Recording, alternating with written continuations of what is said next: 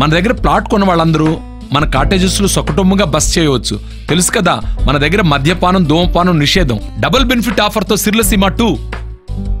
దాంట్లోనే నిస్సహాయత, బలహీనత, డెస్పరేషన్ ఏదైతే ఉందో అది బలమని ఎవరన్నా అనుకుంటే, తద్వారా ఆయన ఏదో చేయగలడని అనుకుంటే అది భ్రమే అవుతుంది.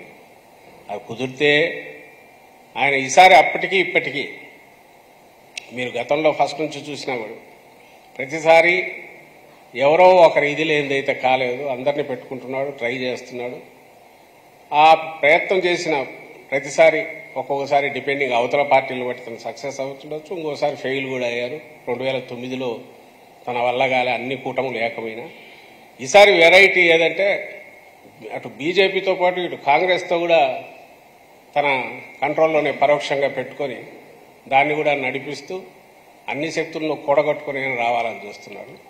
ఇందులోనే మా బలం తెలుస్తుంది. జగన్మోహన్ రెడ్డి గారి మీద ప్రజలకున్న అభిమానం కానీ, వాళ్ళ అతని డెస్పరేట్ అటెంప్ట్స్లోనే, చంద్రబాబు నాయుడు డెస్పరేట్ అటెంప్ట్స్లోనే జగన్మోహన్ రెడ్డి గారి బలము, వైఎస్ఆర్సీపీ బలము, మా పార్టీకి కానీ జగన్మోహన్ రెడ్డి గారికి కానీ ప్రజల నుంచి ఉన్న అభిమానము, బ్లెస్సింగ్స్ అవి దీంట్లో ఎక్స్ప్రెస్ అవుతాయి, వ్యక్తం అవుతాయని నేను భావిస్తున్నాను.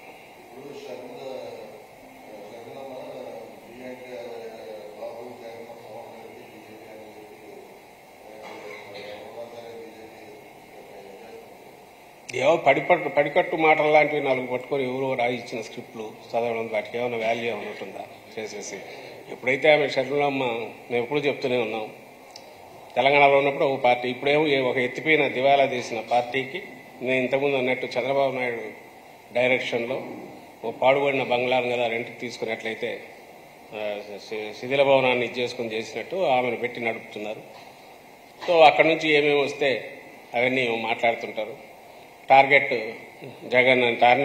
జగన్మోహన్ రెడ్డి అనే దాంతోనే వెళ్తున్నారు. అది ఆ పార్టీ లక్ష్యం కావచ్చు, దానికి తగినట్టు ఆమె ట్యూన్ అయ్యిండొచ్చు, వెనకడ నడుపుతున్న వాళ్ళ లక్ష్యం అయ్యిండొచ్చు, దానికి తగినట్టు ఆమె ట్యూన్ అయ్యిండొచ్చు. అవే మాటలు వస్తున్నాయి. ఎన్ని రోజులు మాట్లాడినా అవే వస్తాయి. పూను ఇంకా పెరుగుతాయి, ఇంకా అసహ్యకరమైన రీతిలో, ఇంకా నీచమైన దీంట్లో, ఇంకా అగ్లీ దీనిగా ఇది పోతుంది. ఎందుకంటే నడిపించేవాడు ఎవడైతే వాళ్ళ కోరికలన్నీ ఇట్ట తీర్చుకుంటున్నారు.